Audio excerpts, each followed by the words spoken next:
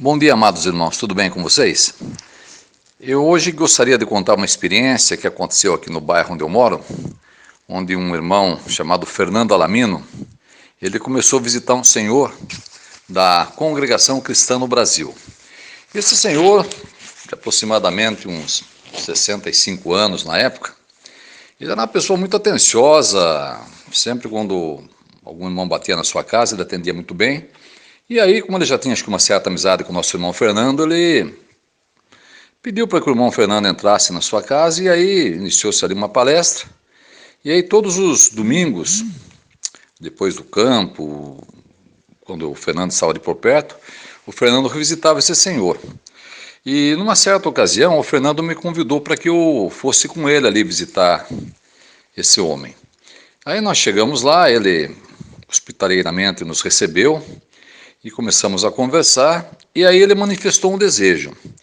Ele disse o seguinte: olha, Fernando e Pedro, sabe o que eu gostaria de fazer? Eu gostaria de um dia sair com vocês no trabalho de campo que vocês fazem. Eu queria sentir a sensação do que é pregar para outras pessoas. Bem, naquele tempo, quando alguém manifestava desejo de sair para ver ou para acompanhar um irmão no campo, normalmente não se fazia objeção, né? Desde que a pessoa tivesse um bom testemunho ali na região onde ele morava e tivesse nenhum empecilho, como era o caso desse senhor, que era um membro ativo da Congregação Cristã no Brasil. Aí o Fernando perguntou: e aí, Pedro, o que você acha? Eu falei: não, sem problema, ele pode até trabalhar comigo no campo no próximo domingo. E aí combinamos. O grupo saía aqui da minha casa e no domingo seguinte ele foi um dos primeiros a chegar. Aí nós, depois de fazemos a consideração para a saída do campo, eu, que fiz a designação naquela manhã, coloquei esse senhor para trabalhar comigo. E aí começamos a trabalhar, né? Logo quando bati na primeira casa, aconteceu algo interessante, né?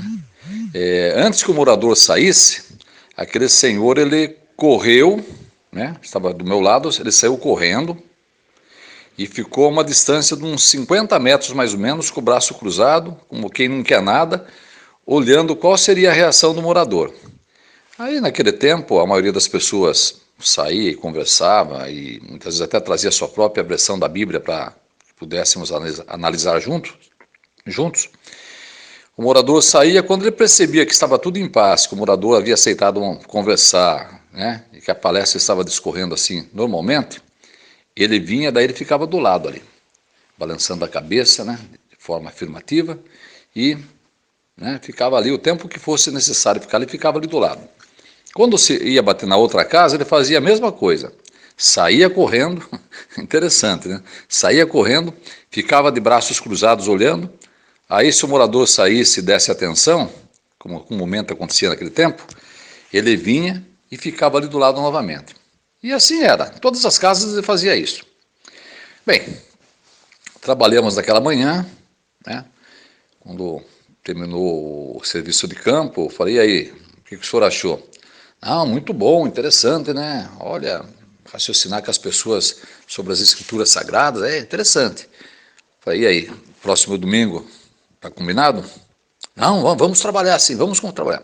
Bom, só para encurtar a história, ele saiu no campo, eu acredito que umas 4 vezes. E as 4 vezes, quando eu tirava o grupo, eu já designava ele comigo. E quando era o irmão Fernando que tirava o grupo, eu pedia para que o irmão Fernando, de antemão, colocasse ele para trabalhar comigo. E sempre a mesma coisa, né? Ele correndo e chegando perto quando o morador atendia. Mas foi interessante uma frase que ele falou, acho que na última vez que ele saiu no campo, que ele saiu acho que umas 4 vezes, depois não saiu mais. Ele falou o seguinte para mim, né? Quando a gente havia conversado com um morador, e tinha havido ali uma certa... O morador discordava de algumas coisas e, obviamente, foi necessário raciocinar com o morador para que ele enxergasse a forma correta de entender os versículos que estavam ali sendo discutidos, né? Aí depois, quando o morador agradeceu e entrou para dentro da casa, esse senhor pegou no meu braço e falou assim: olha, irmão Pedro, o pessoal lá da Congregação Cristã no Brasil acha que estão no caminho estreito, né? Eles tinham que vir aqui fazer esse trabalho que vocês fazem para ver o que é caminho estreito. Esse é caminho estreito. Para fazer esse trabalho, olha, tem que ter o Espírito Santo de Deus, porque senão não faz. Então eles estão muito enganados quando dizem que lá é caminho estreito. Venham fazer esse trabalho aqui. Aí eu sorri, né? Não teci nenhum comentário, né? Mas a verdade é essa mesmo, né?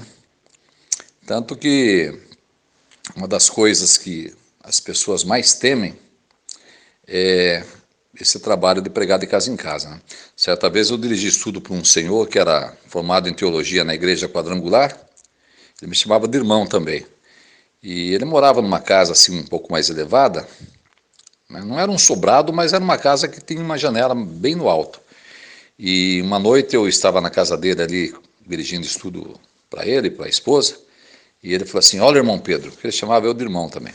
Olha, irmão Pedro, quando eu vejo os irmãos testemunhas de Jeová pregando de casa em casa, rapaz, eu tremo dos pés à cabeça, porque é impressionante esse trabalho que vocês fazem. Falar a verdade, eu não tenho coragem de fazer esse trabalho não, porque eu tremo dos pés à cabeça. E, na verdade, ele era um oficial da Polícia Militar, era um homem corajoso, um homem acostumado a enfrentar situações de risco. Mas, como ele mesmo disse, né? O trabalho de casa em casa fazia ele tremer na base. Então, é óbvio, esse trabalho não é feito nas nossas forças, né? Não é algo natural alguém pegar uma pasta, uma Bíblia e sair falando com as pessoas a respeito da Bíblia, de maneira inteligente e com lógica. Agora, isso tem um precedente bíblico.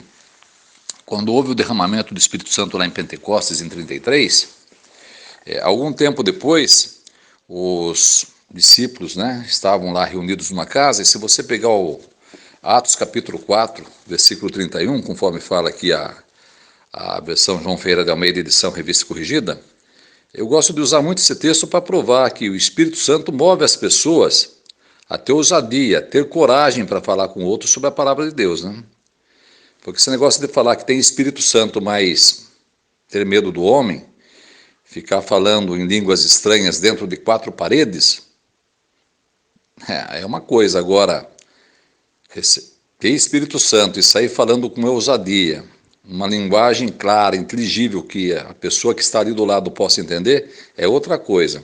Isso está em harmonia com Atos 4,31, olha.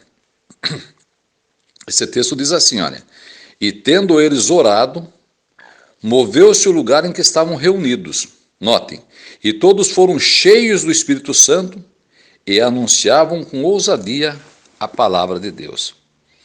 Então, meus amados e queridos irmãos, né, que estão me ouvindo, Espírito Santo move as pessoas a, primeiro, ter boas ações, ter os frutos do Espírito e também ter coragem, né? Algumas traduções falam coragem. Coragem para pregar a palavra de Deus. Porque muita gente tem coragem de entrar numa jaula com vários leões, vários tigres, um chicotinho na mão, uma cadeira, né, os domadores, né? Outros têm coragem de atravessar, né, de um lado para outro de uma rua cheia de pedras, paralelepípedos, ou então em cima de um rio largo, né? E apenas com uma varinha na mão a pessoa atravessa de um lado para outro, sem nenhuma segurança. Mas essas pessoas que têm coragem de fazer isso, costumam dizer que não teriam coragem de pregar de casa em casa, que aí a coisa muda, aí treme na base, como dizem, né? Embora saibamos que quando essas pessoas aprendem a palavra de Deus da maneira correta, não pela força deles, né? Não pela nossa força, mas aí sim, pela força ativa do Espírito Santo de Jeová, a pessoa tem essa coragem, essa ousadia e essa humildade, que acima de tudo tem que ter humildade também, para sair pregar, levando o Evangelho de Jesus Cristo a outras pessoas.